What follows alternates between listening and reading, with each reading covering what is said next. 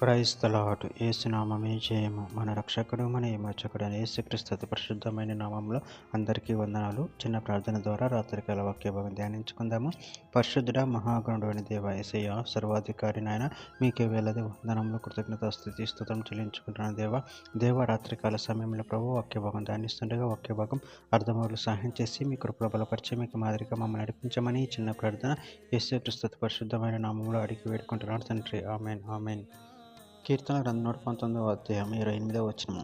వ్యసనము వలన నా ప్రాణము నీరైపోయిను, నీ వాక్యం చేత నన్ను స్థిరపరచుము. ఆమేన్. దేవుడి వాక్య భాగం దీవించును గాక. ప్రభునందు ప్రియులారా, ఇక్కడ వాక్య భాగంలో గమనించినట్లయితే, వ్యసనం వలన నా ప్రాణం నీరైపోయిను, నీ వాక్యం చేత నన్ను స్థిరపరచుము. అదేవిధంగా వాక్య భాగాలు గమనించినట్లయితే కీర్తన గ్రంథం 22వ అధ్యాయం 14వ వచనంలో, నేను నీళ్ళ వల్ల పారవేయబడి ఉన్నాను, నా ఎముకలన్నీ స్థానము తప్పి ఉన్నవి, నా హృదయము నా అంతరంగమందు మైనం వలె కరిగి ఉన్నది. కీర్తన గ్రంథం 107వ అధ్యాయం 26వ వచనం, వారు ఆకాశము వరకు ఎక్కుచూ అగాధమునకు దిగుచూ నుండిరి, శ్రమ చేత వారి ప్రాణము కరిగిపోయిను. యెహోషువ గ్రంథం 2వ అధ్యాయం 11వ వచనం, మేము వినినప్పుడు మా గుండెలు కరిగిపోయిను, మీ దేవుడైన యెహోవా పైనే ఆకాశమందును క్రింద భూమి యందును దేవుడే, మీ ఎదుట ఎట్టి మనుషులకైనను ధైర్యమేమాత్రము ఉండదు. కీర్తన గ్రంథం 27వ అధ్యాయం 14వ వచనం, ధైర్యం తెచ్చుకొని నీ హృదయమును నిబ్బరముగా నుంచుకొనుము, యెహోవా కొరకు కనిపెట్టుకొని ఉండుము. కీర్తన గ్రంథం 29వ అధ్యాయం 11వ వచనం, యెహోవా తన ప్రజలకు బలమును అనుగ్రహించును, యెహోవా తన ప్రజలకు సమాధానము కలుగజేసి వారిని ఆశీర్వదించును.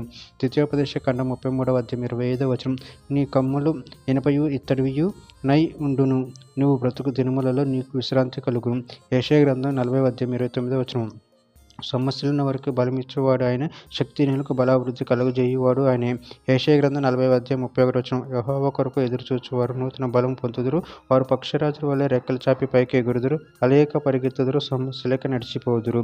జకర్యా గ్రంథం 10వ అధ్యాయం 12వ వచనం, నేను వారిని యెహోవా యందు బలిష్ఠులుగా చేదును, ఆయన నామం స్మరించుచు వారు వ్యవహరింతురు, ఇదే యెహోవా వాక్కు. పేతురు రాసిన మొదటి పత్రిక 1వ అధ్యాయం 6వ వచనం, ఇందువలన మీరు మిక్కిలి ఆనందించుతున్నారు కానీ అవసరమును బట్టి నానా విధములైన శోధనల చేత ప్రస్తుతమును కొంచెం కాలం మీకు దుఃఖము కలుగుచున్నది. చివరిగా ఒక మాట, ఫిలిప్పీయులకు రాసిన పత్రిక 4వ అధ్యాయం 13వ వచనం, నన్ను బలపరచువాని యందు నేను సమస్తమును చేయగలను. ఆమె దేవుడి వాక్య భాగం దీవించిన గాక. చిన్న ప్రార్థన చేసుకుందాము. పరిశుద్ధుడా, ప్రేమగల దేవ యేసయ్య, నాయన మీరు ఇచ్చిన వాక్య దానాన్ని బట్టి ప్రభు కృతజ్ఞతలు చెల్లించుకుంటాను తండ్రి. నాయన మా పాపంలో ప్రభు మేము నీరైపోవచ్చున్నాం తండ్రి, మా వ్యసనం వలన ప్రభు మీ కృంగిపోయి ఉన్నాం తండ్రి. మీరే మమ్మల్ని లేవనెత్తి నీ వాక్యం చేత మమ్మల్ని ఆదరించి మీ ప్రేమ కృపలు మమ్మల్ని బలపరచండి, స్థిరపరచండి, మీకు మాదిరిగా మమ్మల్ని నడిపించండి, మీ చిత్తాను మా జీవితంలో నెరవేర్చి మీకు మహిమకరంగా మమ్మల్ని వాడుకోమని చిన్న ప్రార్థన యేసు నామములో అడిగి వేడుకుంటున్నాను తండ్రి. Amen amen amen.